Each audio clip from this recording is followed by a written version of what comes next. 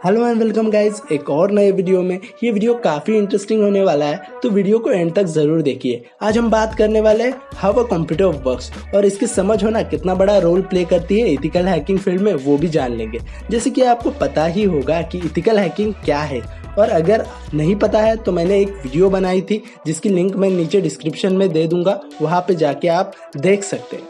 आपका ज़्यादा समय न वेस्ट करते हुए चलो ये वीडियो स्टार्ट करते हैं। मेरे ख्याल से आप सभी को पता ही होगा कि अभी टेक्नोलॉजी कितनी एडवांस हो गई है।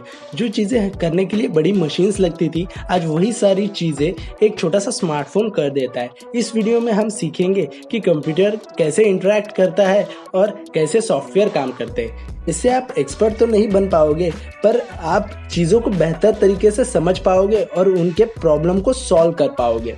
हम कंप्यूटर सिस्टम में 4 लेयर इमेजिन कर सकते हैं, जैसे कि हो गया user, hardware, operating system and application. तो इन 4 लेयर को विस्तार से जानते हैं। लेयर 1 यूज़र, जो कि बहुत ज़्यादा इजी है, और आई गेस आपको पता ही होगा या यूज़र मीन्स आप खुद या अन्य कोई जो कंप्यूटर को इस्तेमाल कर रहा है। लेकिन जब आप इंटरनेट से कनेक्ट होते हो, आप बहुत सारे कंप्यूटर से कनेक्ट हो जाते हो, डायरेक्टली या फिर इनडायरेक्टली। उसमें से डायरेक्टली जिनसे आप कनेक्ट होते हो वो आपके फ्रेंड्स या फिर रिलेटिव होते हैं, और इनडायरेक्टली आप जिससे कनेक्ट होते हो वो शायद से साइबर क्रिमिनल्स भी हो सकते हैं, जो आपके डाटा और प्राइवेसी को लीक कर सकते हैं।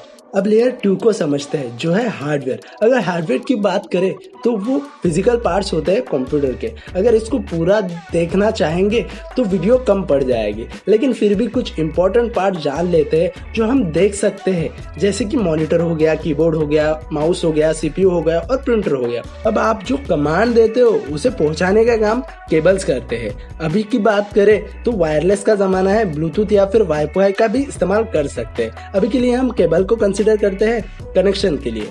आपको तो पता ही होगा कि जो बड़े डिवाइस होते हैं उनके लिए पावर सोर्स लगता है, और जो छोटे डिवाइस होते हैं जैसे कि कीबोर्ड और माउस हो गया, उसके लिए यूएसबी काफ़ी होता है, जो कि इंफॉर्मेशन और पावर सोर्स दोनों ट्रांसफ़र करता है। और वायरलेस डिवाइस में बैटरीज होती है जो पावर सोर्स के लिए इस्तेमाल की जाती है। अब आपको तो पता ही होगा कि मॉनिटर और प्रिंटर का काम क्या होता है, वो इंफॉर्मेशन को शो करते हैं। और बात करें कीबोर्ड और माउस की, तो वो इंफॉर्मेशन यूजर से लेकर सीपीयू को देते हैं प्रोसेस करने के लिए।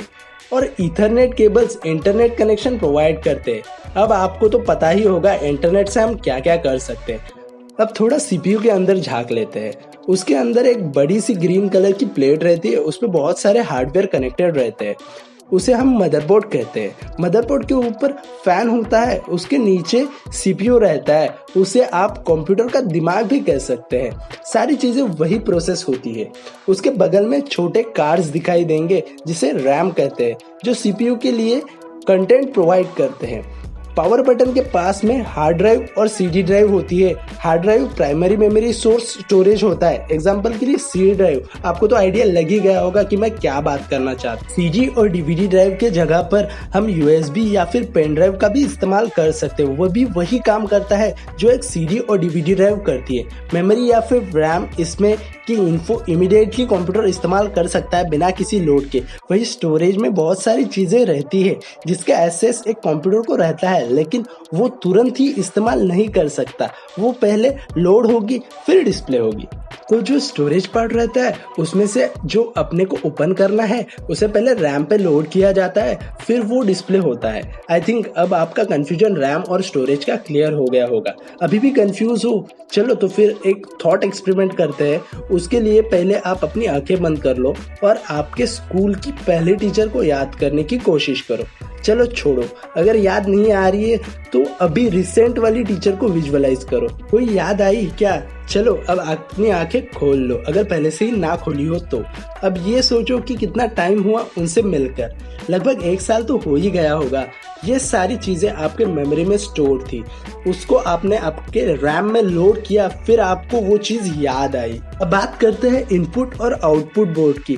मदरबोर्ड पे बहुत सारे इनपुट आउटपुट कनेक्शन होते हैं, जैसे यहाँ पर ईथरनेट केबल के लिए इनपुट प्लग है, इससे आप इन्फो कलेक्ट भी कर सकते हैं और कोई इन्फो सेंड भी कर सकते हैं। बहुत सारे और भी इनपुट रहते हैं जैसे कि graphic card, sound card etcetera. अब तक हम डेस्कटॉप को एक्सप्लोर कर रहे थे, पर मैं बताना चाहूंगा कि लैपटॉप, टैबलेट्स और मोबाइल फोन्स, स्मार्टफोन्स में भी वही चीजें होती है पर अलग साइज और जगह पर। लैपटॉप एक कंप्रेस वर्जन है डेस्कटॉप का, जहां पर मॉनिटर, कीबोर्ड को कंप्रेस करके एक डिवाइस में फिट किया जाता है। उसी के साथ माउस की जगह पर टच पैड दिया गया है आपको यूज करने के लिए। और बात करें टैबलेट्स और स्मार्टफोन की, तो वो और कॉम्पैक्ट डिजाइन है जो कीबोर्ड, माउस और मॉनिटर को टच स्क्रीन में एक्सप्लोर कर देता है, मतलब छोटा कर देता है, बहुत ज्यादा स्मॉल पैकेज बना देता है उसका। और स्टोरेज को फ्लैश ड्राइव से रिप्लेस किया जाता है जो बहुत ही ज्यादा छोटा रहता है साइज में। तो बस हार्डवेयर की बातें खत्म करके ऑपरेटिंग सिस्टम की बातें चालू करते हैं। ये एक बहुत बड़ा और कॉम्प्लेक्स प्रोग्राम होता है जो आपके कंप्यूटर पे चलता है। ओएस जैसे कि विंडोज, मैक, लिनक्स, एंड्रॉयड, जो सबको पता है बहुत सारे ज्यादा पॉपुलर ऑपरेटिंग सिस्टम है ये सब। आपके पास डेस्कटॉप, लैपटॉप या फिर स्मार्टफोन में तो इन चारों में से एक ऑपरेटिंग सिस्टम होगा ही होगा। आप जो भी इंटरेक्शन करते हैं आपके डिवाइस से वो ऑपरेटिंग सिस्टम के जरिए ही होता है। तो आप चाहे कोई गेम खेलो या फिर कोई फाइल ओपन करो या कुछ और चीजें, सो ऑपरेटिंग सिस्टम एक मिडल मैन और एक इंटरमीडिएट पर्सन की तरह काम करता है। अब बात करते हैं आखिरी लेयर के बारे में जो है एप्लीकेशन। ये स्पेशली कोई स्पेसिफिक टास्क के लिए डिजाइन किया जाता है, जैसे कि बाय डिफॉल्ट मिला हुआ कैलकुलेटर, ब्राउजर या फिर कोई गेम। तो बेसिकली अगर आप कोई भी एप्लीकेशन ओपन करते हो तो पहले वो ऑपरेटिंग सिस्टम के पास कमांड जाती है और वो उसे आगे के हार्डवेयर के पास भेज देती है और बूम गाइज, आपकी एप्लीकेशन ओपन हो जाती है। ये फ्रिक्शन ऑफ सेकेंड में काम होता है। आपको समझ में भी नहीं आता कि इतने सारे प्रोसेस अंदर चल रहे हैं और वो हो रहे होते हैं गाइज। सो गाइज, अब तक हमने 4 लेयर देखे हैं। तो गाइज आज के लिए बस इतना ही। इसका सेकेंड पार्ट भी आ रहा है जिसमें हम कंप्यूटर सिस्टम को और करीब से जानेंगे। और हाँ गाइज, वीडियो को लाइक, शेयर और चैनल को सब्सक्राइब करना बिल्कुल भी ना भूले। मैं मिलता हूँ आपसे अगले वीडियो में इसके सेकेंड पार्ट में स्पेशली। तब तक के लिए hasta la vista गाइज।